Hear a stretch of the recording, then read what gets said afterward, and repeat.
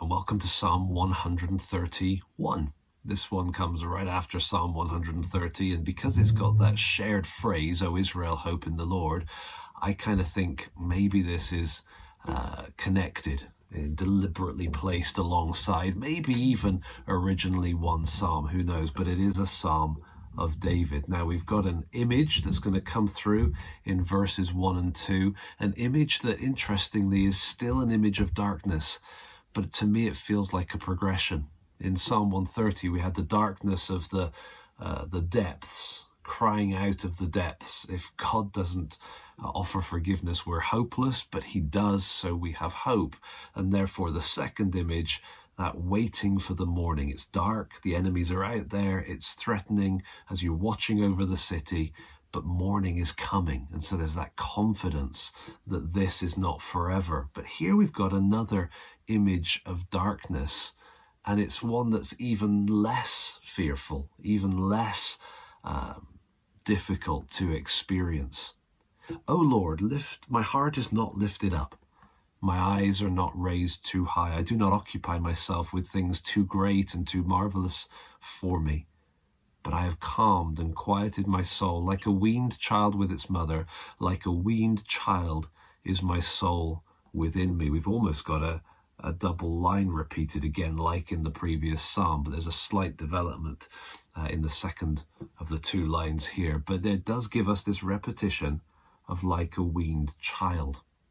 Now, this first part here is speaking of the humility of David as he writes, that he's not lifting his heart up and raising his eyes and occupying himself with the big stuff. People try to pin down, when was this psalm written? What is that referring to? Is this, kind of humble shepherd teen David? Is this King David on the run? Is this King David struggling to stay warm in bed in his old age? Like, which version of David, which part of his life is this? We don't know. But instead of being focused on trying to pin that down, my mind is drawn, or my eyes and attention are drawn to this imagery.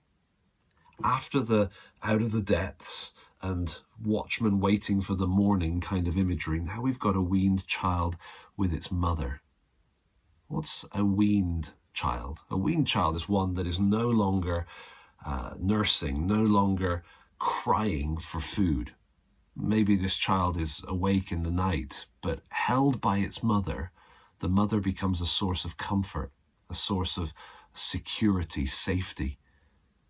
And there's a calmness, a quiet to that. This isn't a baby screaming for food until they're fed and the bleary-eyed mother coming in and feeding the child one more time. Now, this is a weaned child. Maybe there's been a bad dream or something. They're awake. But when they're with mum, all is well.